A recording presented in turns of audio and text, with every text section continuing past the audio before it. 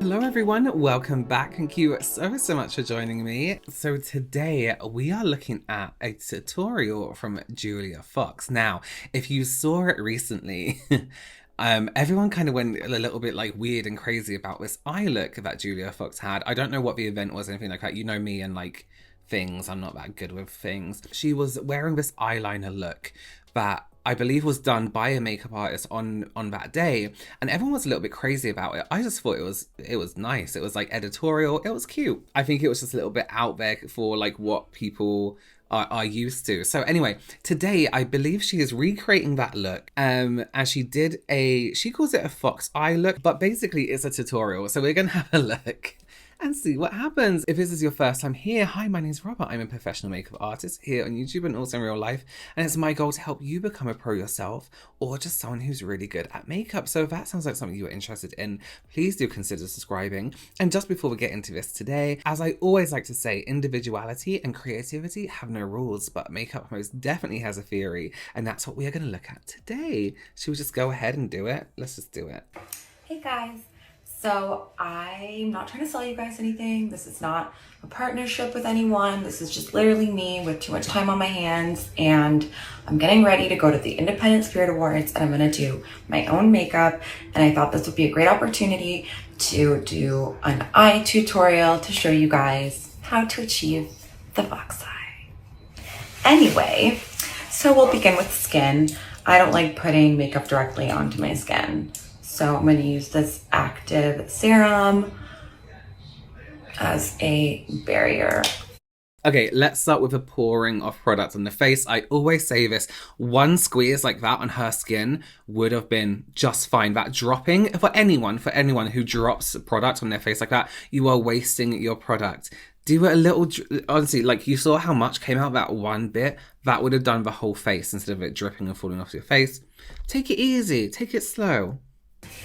Just put that like everywhere. However, sorry, it is important to prep your skin, and you should absolutely, and serums, the best thing to prep skin with, because you know it's hydrating enough that it's not over hydrating for oily skin, but it's just enough hydration for drier skin, and it always leave like a nice finish as well on the skin. It burns a little bit, but it gives your skin a really, really nice glow.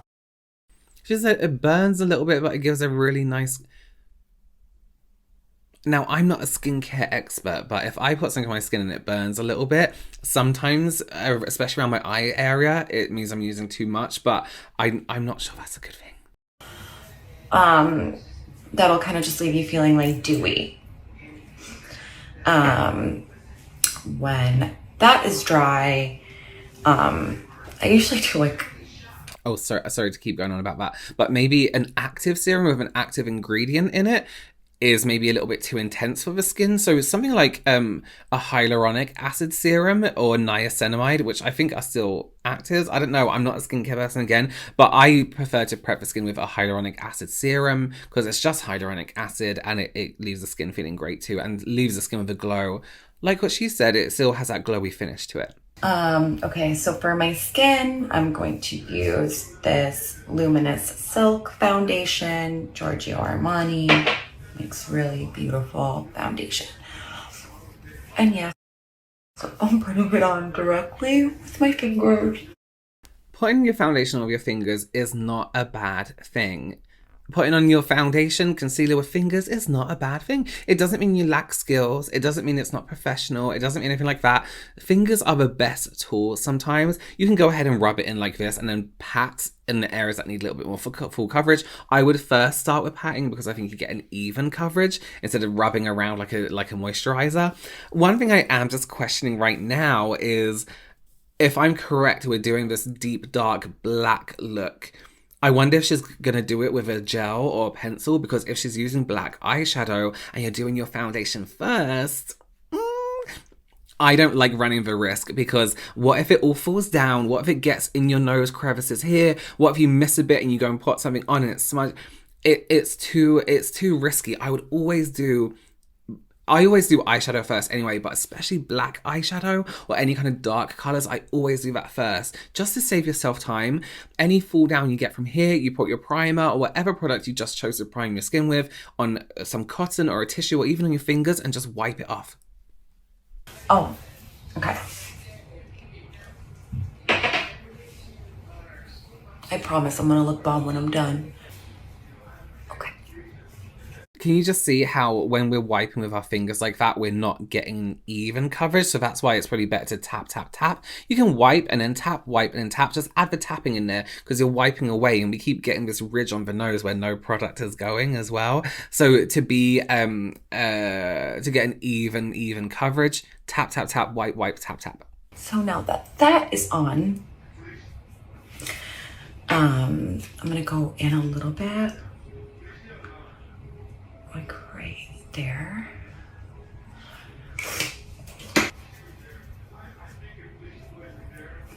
It really is like painting. It's art. Can you see how much product we've taken away from here because of a rubbing? Again, tapping, especially with concealer and around the eye area, tap it in. You get a better coverage, you get a more even coverage. It doesn't mean you need a fuller coverage, but it just looks more even. Otherwise, it's very obvious, especially if you have redness in the skin. If you don't get right up to your hairline, right up to the nose, right over those bits, it's very obvious you're wearing a foundation because you can literally see where it stops and starts. Whereas with foundation, we want it to be seamless. We want it to, you don't have to take it all the way out. You can even just use it in the middle of the face, but you still want to blend out those edges. We don't want it to stop here, start here, you know? Fuck anyone that says differently. Then I'm gonna do just a little, this right here. I don't do a ton of contouring, I just very little. She has these incredible cheekbones. So where she placed, you can see from this right now, is a really nice contour. If I was to do her makeup, where she's done is absolutely fine. I'm just saying where I would do it. I would go from where she's done it now, and I would go slightly up onto the cheekbone to emphasize the shape a little bit more, because what we're going to do here now is completely hollow that out. Whereas we kind of want to balance it a little bit. Here's the thing, when you have really big, strong, bold cheekbones, it's great. What a great thing to have. But at the same time, we don't want it to look skeletal. So we kind of can bring it up a little bit, even maybe with some bronzer over the top, half on the cheekbone, half underneath. Because that might just end up looking like a line. And then I'm just gonna go in like that and just do a little definition, not too much. Okay.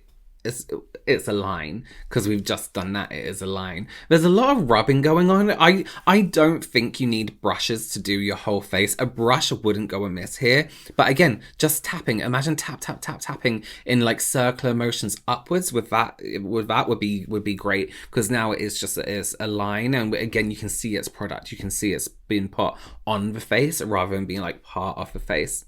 Do a little definition, not too much. I love this stuff right here. It's by this brand called O, and it's this like clear, it's blush by the glass, and it looks clear. Look, it's on my nail, but then you put it on.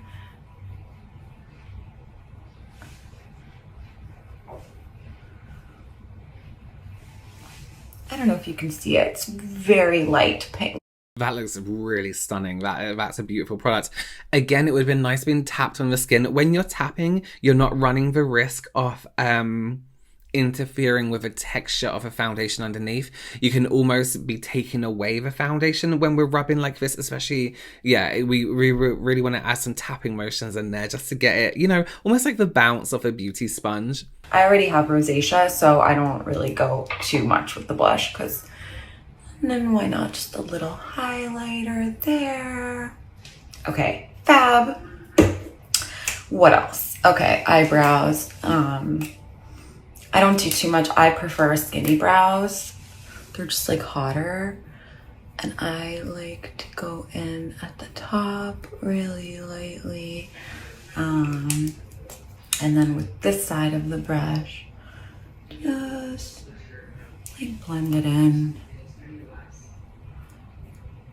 on my skinny ass brows. She has a really nice brow shape. Her skinny brows do look really good, and they're coming back into style. I'm sorry, everyone. Um, one thing I really liked about what she did with her eyebrows there is she only applied the pencil where she felt she needed it. She didn't, block off the brow and to make them this block shape. She just filled in the little gaps to add some definition and some precision, which I think is really, really great. When you have like thicker brows like me, you kind of have no choice but to, fill in those bits, and then immediately turn into a block. But, she hasn't squared off the inside. She hasn't changed the shape too much. I think that looks really nice. Really, really nice natural brows. I think it's beautiful. Let's get down to business. Why you all came here. Okay, so I'm using my Pat McGrath palette, this new palette she sent me that I'm fucking obsessed with. Like, look at these colors. Okay. Now, what's very important with the fox eye is that you really want to follow the shape of your own brow.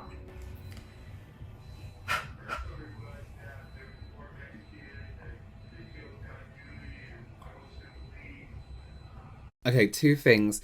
The Pat McGrath formula, as lovely as it is, can be quite crumbly, so I'm already worried about her foundation. That brush, as we're creating like an outline or quite a bold shape, I wouldn't go in with such a fluffy brush straight up first. Although it's quite flat, it's still quite fluffy.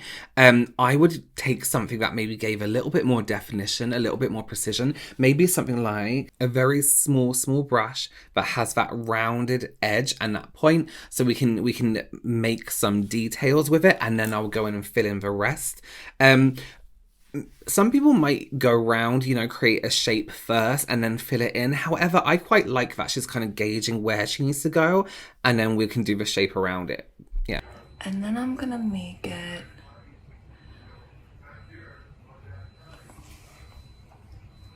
I know it looks crazy right now. And I'm gonna go like that. I'm so sorry about that beeping. It is in her video. I don't know what it is. I hope it stops soon. But like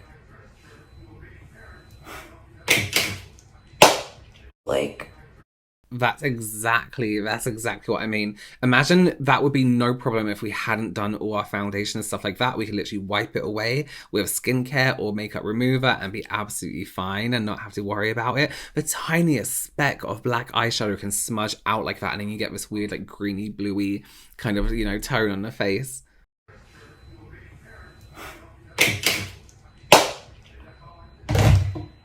Tutorial's over. I'm done.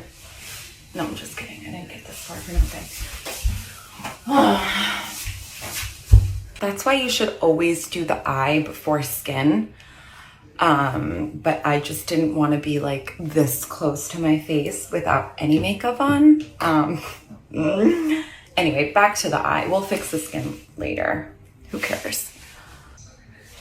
And then this, I'm gonna make it start a little bit there.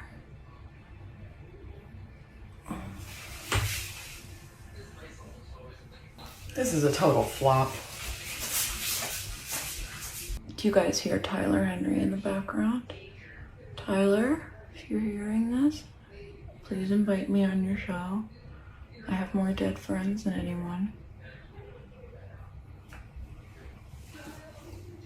See, you see that bit in the inside corner, it really weighs it out. I know this is a bit of a more of an editorial look and people might be like, I don't like it. But I think having that bit on the inside corner really brings the whole thing together. So now we're going to have to go in and try and make the other side symmetrical to this kind of like random shape. There's 2 points, physical points on this eyeshadow, eyeliner, whatever it is, look that I think will be quite hard to get symmetrical because it seemed quite not directional when she did it. And that's the point that's below her brow where it almost bat wings out.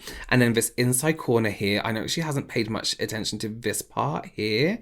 It hasn't been blended. There's actually a bit of a gap there. So I wonder what she's going to do and how it's going to match up on the other side. And the bit under the eye, it's not quite straight. There's a bit of bump. And I think with black, you notice the tiniest little, thing. You can see that mark right there where there's a hair that I haven't threaded and the eyeshadow is going to grip to it. Black makes everything so obvious.